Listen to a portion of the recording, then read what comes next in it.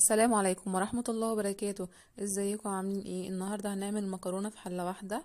هنجيب معلقتين زيت او معلقتين سمنة، نحطهم في الحلة ونحط عليهم كيس المكرونة، وهنقطع بصل وفلفل، وهنبشر حبيتين طماطم هنحطهم عليها، وهنحط معلقة بابريكا ومعلقة كاري ومعلقة فلفل اسود وملح. وطبعا لو عندك لحمة مفرومة معصجاها ممكن تحطيها في المكرونة بالشكل ده زي ما شايفين معايا كده. لو حابة تحطي توم، بتحطي فصين توم، او عندك هريسة تحطي معلقة هريسة فيهم. بتخلي المكرونة طعمها جميل جدا.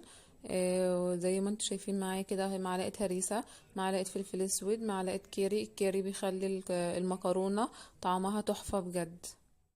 وهنا هنحط مية سخنة على المكرونة لانها بتساعد في التسوية وبتخلي المكرونة تستوي بسرعة.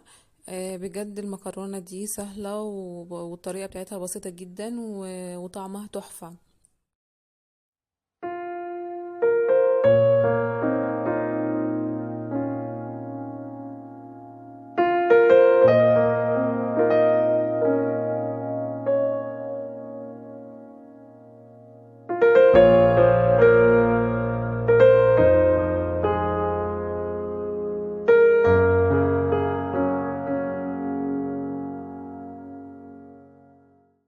بجد طريقة المكرونة دي طلعت جميلة جدا وروعة.